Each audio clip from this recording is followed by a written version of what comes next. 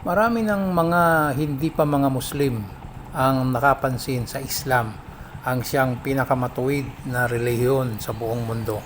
Dumarami na rin ang mga nagbabalik loob sa Islam, nagbabalik loob sa Panginoon. Kaya naman sila ay pumapasok sa Islam dahil alam nila ang Islam ang siyang pinakamatuwid na relihiyon.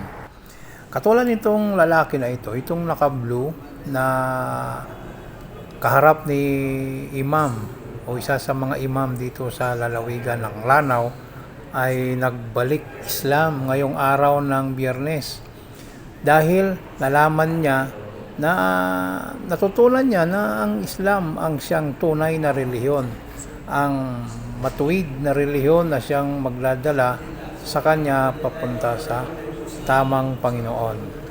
Ito ay naganap bago nagsimula ang Friday prayers o Jum'ah. Ito, pangalawang nagbalik Islam, isang binatilyo na na-realize niya siguro na ang tamang relihiyon, ang tamang paraan, ang tamang daan na magdadala sa kanya papunta sa Panginoon ay sa pamamagitan ng pagpasok sa Islam.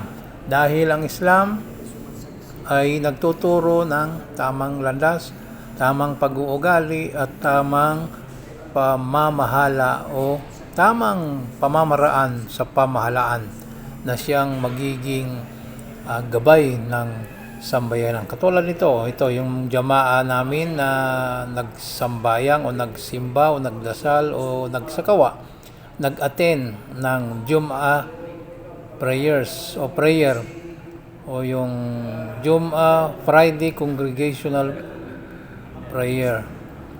So bago nagsimula ang khutbah, ang Jum'ah ay inadmin muna ng isa sa mga imam ang pagbabalik loob nitong dalawang bagong kapatiran natin sa Islam na nagbalik loob o nagbalik Islam. Mga kapatid, napapansin na natin na hindi lang tayo na mga dati nang isinilang sa Islam. Actually, sila dati nang isinilang sa Islam. Nagkataon lang na hindi sila naging Muslim sapagkat sila ay isinilang sa mga magulang na hindi sumunod sa Islam, ngunit ibang relihiyon ang kanilang nagisnan. Ngayong na-realize nila, nalaman nila na ang tamang landas, ang tamang daan papunta sa Panginoon na kinikilala nating Allah subhanahu wa ta'ala ay dito sa Islam. Islam ang siyang gagabay at magtuturo ng tamang landas at magbibigay ng daan na siyang ating pagpipilian. Actually, 200, hindi 200 dalawa ang daan na pagpipilian natin.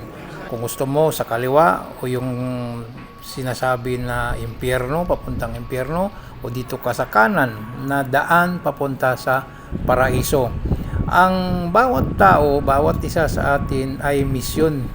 May misyon dito sa ibabaw ng lupa na ibinigay ng Allah subhanahu wa ta'ala. Kaya maswerte sila at mas maaga nilang na-realize na nakapasok sila sa tamang daan at magagawa na nila ang kanilang misyon na sambahin ang Allah subhanahu wa ta'ala na walang kawangis, walang kapares. Dito nila natagpuan sa Islam. Tandaan natin, tayo ay may misyon dito sa lupa. Ang ating misyon dito sa lupa, dito sa mundo ay ang sambahin ang Allah subhanahu wa ta'ala. Dahil yun ang kanyang kautusan na dahilan kung bakit niya nilikha ang mga tao dito sa mundo, kundi magsamba lamang sa kanya at wala nang ibang sasambahin na dapat nating gampanan. Alalahanin natin na tayo ay nagmula sa Panginoon at tayo ay pababalikin din sa Kanya.